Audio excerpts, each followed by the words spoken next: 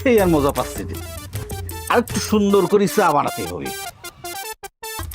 আর এক কাপ চা, একটু চিনি দুধ বাড়ায় আর এক কাপ চা দাও। আমি আন্তরিকভাবে দুঃখিত, আর এক ফোঁটাও চা আপনার আমি দিতে পারতেছি না। এখানে জামাই শ্বশুর খেলার কোনো বেল নেই। অলরেডি 5 কাপ চা ভিতরে ঢুকে ফেলেছেন আপনি। তো বড় বড় লেসকার মারতেছে যে টাকা দেন টাকা দেন, আর এক কাপ চা দাও। আমি যে আপনাকে করছি, আমার কথা কি আপনার কানে যাচ্ছে না? আমি যে এত কষ্ট করে এত চা খাচ্ছি হাত পাকা করার জন্য। আমার হাত পাকানোর দরকার নেই। হাত পাকলি পরে হাত পচে যেতে পারে, ওর দরকার নেই আমার। টাকা ছাড়া আমি কাউরে চা খাওয়াবো না। কি মুশকিল। অপমান এখন মুখে মুখে আছে, এটা কিন্তু প্র্যাকটিক্যাল পর্যায়ে চলে যেতে পারে। শ্বশুর মিলে ঝগড়া শুরু করে দিয়েছো। তোমার শ্বশুর চা খাতে চাচ্ছে, তাকে দিছো না কিসের জন্য? এক এক করে 5 কাপ চা দিছি, আর 5 কাপ চাই সে ভিতরে ঢুকে ফেলেছে। তাই নাকি গণি চাচা? 5 কাপ চা খেয়েছো, এটা কিন্তু ঠিক না। তুমি কি চেয়ারম্যানই বাদ দিয়ে ইদানিং ডাক্তারি করে বেড়াচ্ছাও?